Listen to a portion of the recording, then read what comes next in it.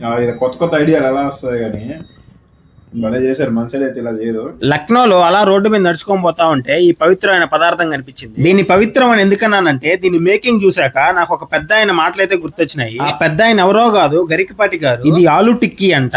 ఆ బ్లేడ్ ఏంద్రా అయ్యా, అది చూడండి చిలుం పట్టిపోయి ఉంది. దాంతోనే ఎర్రగడ్డలు పచ్చిమిరపకాయలు అన్ని కోసేస్తున్నాడు. నేను ఈ దృశ్యాన్ని వీడియో ఎడిట్ చేసేటప్పుడు చూసుకున్నాను. అక్కడ కానీ చూసుంటే అసలు తినకూడదు తినుండదు. ఎందుకంటే ఆ బ్లేడ్ పవిత్రం, ఆ ప్యాన్ పవిత్రం, ఆ టిక్కీ పవిత్రం, ఆ చేసిన చెయ్యి పవిత్రం. ఇన్ని పవిత్రాలు చూసాక ఇంకెక్కడ తినాలనిపిస్తుంది. కానీ ఇప్పటికైతే బానే ఉన్నాను. ఏ మాటకు ఆ మాట. దీని మేకింగ్ అయితే భలే నచ్చేసింది నాకు. ఉడకబెట్టిన ఉల్లగడ్డలను అయితే బాల్స్ లాగా చేసి పెట్టేసుకున్నాడు. మనం అడిగిన తర్వాత అయితే దాన్ని ప్యాన్ మీద వేసి బాగా చితకబాది దాని మీద ఉప్పు కారం మసాలాలు అన్ని వేసి ఒక కప్పులోకి అయితే వేసి ఇచ్చేసాడు. ఏడేందో మళ్ళీ పైన ఉప్పు వేసిస్తున్నారు. ఉప్పు ఇద్దరు నాయన అని లోపల ఉప్పు వేసినాడు. దాన్ని బ్యాలెన్స్ చేద్దాం అని చెప్పి నిమ్మదబ్బ అయితే పెనమని చెప్పాను. ఫైనల్ టచ్ చూడండి, పానీపూరిని అలా పిసికైతే దాని మీద వేసాడు. ఇక దీని టేస్ట్ అయితే భలే ఉంది. నా మాటల్లోనే వినండి.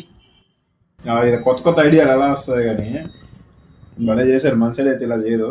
స్పైసీగా క్రిస్పీగా భలే ఉంది.